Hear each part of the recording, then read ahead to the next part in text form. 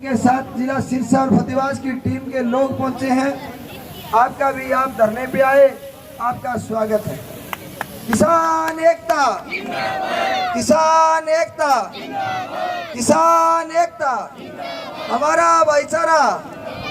जोर जुर्म की टक्कर में, जोर जुर्म की टक्कर में ओ सत्ता के ठेकेदारों, ओ सत्ता के ठेके। ये तो अब हरियाणा में साथियों हर दूसरे दिन किसी न किसी किसानों के धरने पे जाना है। और मैं तो जो अभी हिसार गए हुए थे वहाँ पे धरने पे बैठे हुए अपने किसान साथी, यहाँ पे आप लोग धरना दे रहे हो। अलग अलग जगह पे किसानों को एक एक तहसील में, एक एक डिस्ट्रिक्ट में कोई ट्यूबवेल के कनेक्शनों के लिए संघर्ष कर रहा है, कोई बीमा का जो पैसा था उसके लिए संघर्ष कर रहा है, किसी को सरकार से मुआवजा नहीं मिला उसके लिए संघर्ष कर रहा है। और एक एक दो दो नहीं 3-3 साल पुराने मुआवजे भी किसानों के पेंडिंग पड़े हुए हैं। ये गैर जिम्मेदाराना सरकार है, इसमें कोई शक नहीं होना चाहिए किसी भी तरह का। अब जब बाढ़ भी आई तो मुख्यमंत्री ने ये कहा कि भाई पानी उतर जाएगा, अपने आप दोबारा लगा लेंगे, कोई खासा सा नुकसान नहीं है। ऐसा जो गैर जिम्मेदार मुख्यमंत्री हो, कल जिसने कहा कि हर एक नागरिक को सुरक्षा नहीं दे सकती पुलिस, जब किसानों को बीमा नहीं दे सकते, बीमा की राशि नहीं दिला सकते, मुआवजा नहीं दिला सकते, क्लर्कों को उनका जायज हक नहीं दिला सकते, लोगों को सुरक्षा नहीं दे सकते, तो ये कुर्सी तो है, जनाजा थोड़ी है, उतर क्यों नहीं जाते, इससे उतर क्यों नहीं जाते, क्यों बैठे हैं इस कुर्सी के ऊपर। तो ऐसी स्थिति आज के दिन में हरियाणा की है जिसमें सबसे चिंताजनक हालत अगर किसी की है तो वो किसानों की है। और ऐसा मैं इसलिए कह रहा हूं कि आप लोगों से तो इनको कुछ मांगना लेना नहीं पड़ता। जब ये बीमे के प्रीमियम के पैसे काटने होते हैं, इनको 100 तरीके हैं इनके पास। किसान तो उधार की जिंदगी जीता है, उधार ले लेके अपनी खेती करता है, मेहनत मजदूरी करके उसमें कुछ उगा लेता है खेत में, तो वो उधार ही उतारता है। बस इसी चक्कर में उलझे रहते हैं लगातार हम लोग। और उसके बीच में इन्होंने टांका लगा लिया कि आप केसीसी का इस्तेमाल करोगे तो उसमें से इसके प्रीमियम के पैसे काट लेंगे, आप किसी और सरकारी सुविधा का इस्तेमाल करोगे उसमें से काट लेंगे। ये प्रधानमंत्री जी बोले कि सम्मान निधि देते हैं ये किसानों को, उसमें से भी काट लेते हैं बीमे के पैसे। और सबसे खास बात यह है कि जब ये प्रीमियम का पैसा काटते हैं तो ये कहते हैं जी 1 एकड़ जिसका है उसके इतने रुपए कटेंगे। अब तो मुझे बताया 1700-1800, इस बार कितने 1900 रुपए काट लिए, 2000 के ऊपर चले गए। 2000 रुपए प्रति एकड़ ये कह रहे हैं कि बीमे के पैसे प्रीमियम भरना पड़ेगा आपको, काट लिए। और जब बीमा देना होता है तब इनके पेट में दर्द हो जाता है, तब ये प्रति एकड़ नहीं देखते, तब किले के हिसाब से नहीं देते नुकसान का जो हर्जाना देना होता है। तब ये कहते हैं भाई न्यू देखेंगे पूरे गांव में कितना नुकसान हो रहा है, तब ये कहते हैं भाई देखेंगे पूरी तहसील में कितना नुकसान है, पूरे डिस्ट्रिक्ट में कितना नुकसान है। सरकार ने मुआवजा दे दिया तो वहां कंपनी नहीं देगी, कंपनी से किसी ने मुआवजा ले लिया तो सरकार नहीं देगी। फिर कहते हैं सीएससी के डाटा से मैच नहीं हो रहा हमारा डाटा, फिर कहते हैं जमीन पे नुकसान हुआ है, वो एक एजेंसी कुछ और कह रही है, बीमा एजेंसी कुछ और कह रही है, मैच नहीं हो रहा। 100 नखरे पैदा हो जाते हैं इनके। आप लोग आज तो उस मुद्दे के लिए संघर्ष कर रहे हो और मेरा पूरा साथ, मेरी सहानुभूति, मेरा समर्थन आप लोगों को है, हमारी पूरी पार्टी का समर्थन है। आज तो आप उस मांग के लिए संघर्ष कर रहे हो जो आपका पेंडिंग है, पिछले कई सालों से जो पेंडिंग है उसके लिए अभी तो आप अपनी मांग के लिए संघर्ष कर रहे हो। मैं आपसे ये विनती करूंगा जब ये संघर्ष आगे बढ़े तो आप किसानों को इस दिशा में भी सोचना पड़ेगा कि अगर प्रीमियम हर एकड़ पे लेते हैं तो हमको कहीं खूंटा गाड़ के अपनी ये बात मनवानी पड़ेगी कि नुकसान भी पर एकड़ के हिसाब से देना चाहिए, कि अगर पूरे गांव में 1 एकड़ भी फसल किसी की नुकसान हो गया तो प्रीमियम उसने अकेले ने 1 एकड़ के लिए भरा था, उसको नुकसान पूरा मिलना चाहिए अपने जमीन का। ये जो सारे नखरे हैं, कह रहे हैं 750 करोड़ के आसपास का मुआवजा देना बाकी है, 750 करोड़ बीमा के क्लेम है। इसमें से सोचो अधिकारियों के पास कितना पैसा जाता होगा अगर ना दिलवाएं इसको, तो सरकार इसको अगर ना दिलवाए और किसान ऐसे संघर्ष करते रहें, छोड़ दो कितना उसका जाता होगा। आप ये सोचो 750 करोड़ 2 साल पहले मान लो इनको देना था, 1 साल पहले देना था, 1 साल का ब्याज कितना होता होगा 750 करोड़ का। किसान को मिलेगा क्या? ब्याज समेत मिल रहा है क्या? अब मिल गया तो ब्याज समेत मिलेगा क्या? जितना मिलेगा उसमें से आधा तो आप लोग संघर्ष करने के दौरान खर्चा कर देते हो। ये स्थिति आज के दिन में।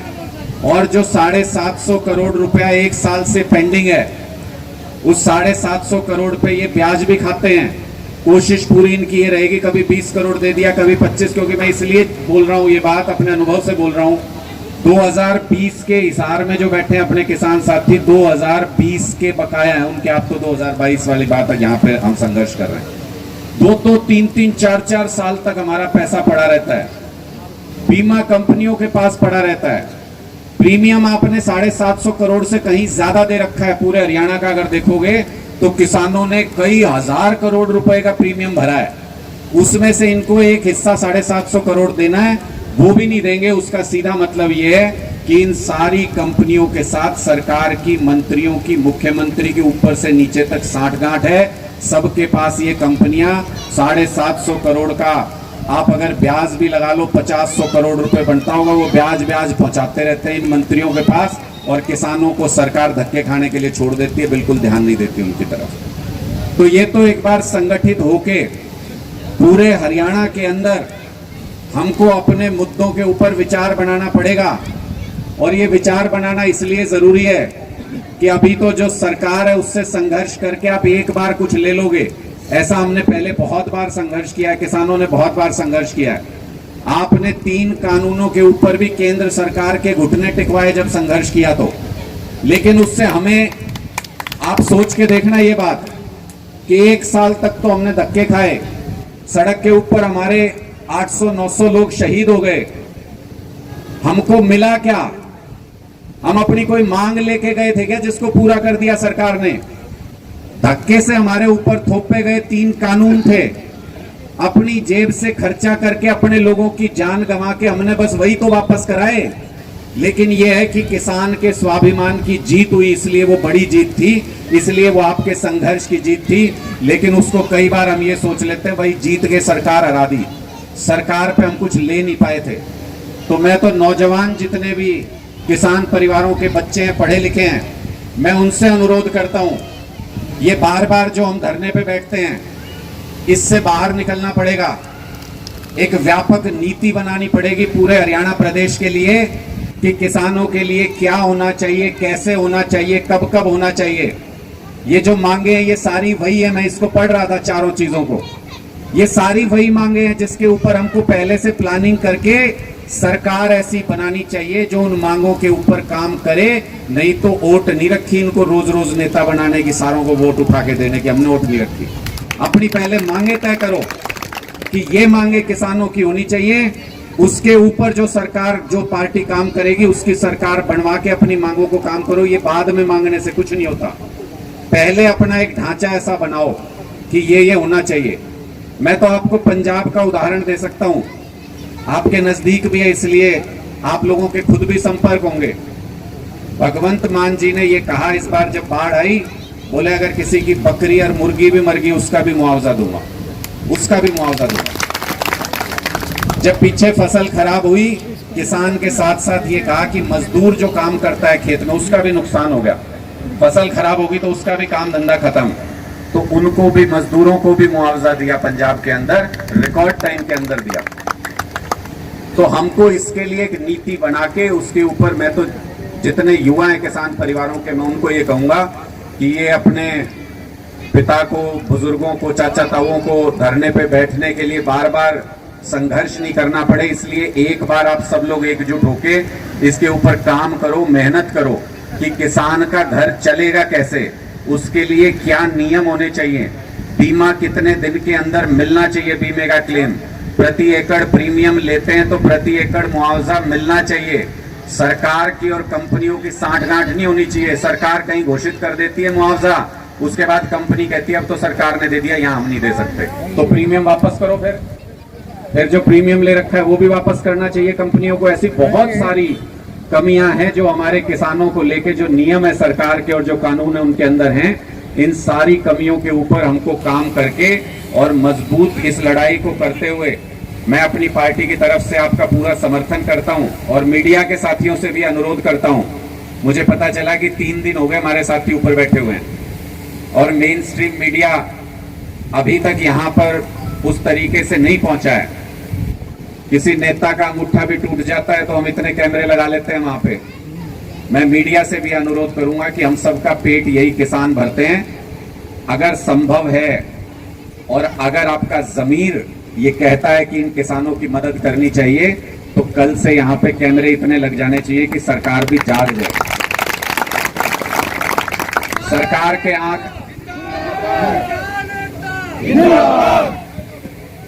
के आंख तभी लगती है जब ये टीवी के पर्दों पे चलना शुरू होता है और जब पता लगता है कि पूरे हरियाणा में पता लग गया। अब तो इनको सबसे ज्यादा डर पता है किस चीज से लगता है?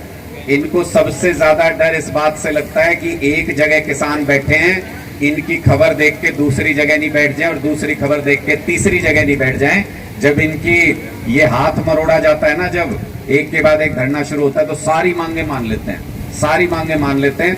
लेकिन हमको इस चक्र से बाहर आना पड़ेगा कि आप लोग उधार ले लेके फसल लगाते रहो, फिर उस उधार को चुकाते रहो, धरने कर करके अपनी मांगे मनवाते रहो। अगला जब फसल का चक्र आए तो दोबारा से वही कमियां, फिर धरने, फिर कमियां, फिर धरने। ऐसी एक सिस्टम एक ऐसा डेवलप करना पड़ेगा, एक ऐसा सिस्टम बनाना पड़ेगा जिसमें किसान तय करे कि मेरी फसल का मूल्य क्या होगा, किसान तय करे कि किन कंडीशंस के ऊपर बीमा कंपनियां हमको बीमा का भुगतान करेंगी और किसान ही तय करे कि फसल लगाने का सिस्टम क्या होगा, सरकार की तरफ से मदद क्या मुहैया कराई जाएगी। और जो सरकारी अधिकारी जिनके पास हमको हाथ जोड़ के जाना पड़ता है, वो भी किसान के पास आके खेत से फसल उठवाना शुरू करें, तब जाके असली किसानों की सरकार आएगी, तब जाके असली किसानों का संघर्ष काम आएगा। आप लोग ये संघर्ष कर रहे हो, इसके लिए मैं आप सबको प्रणाम करता हूँ, साधुवाद करता हूँ। एक बहुत मेहनत का और बहुत मुश्किल काम आप लोग कर रहे हैं। ऐसी अहंकारी सरकार के सामने अपनी मांगे रख रहे हैं जो सुनने को तैयार नहीं होती है।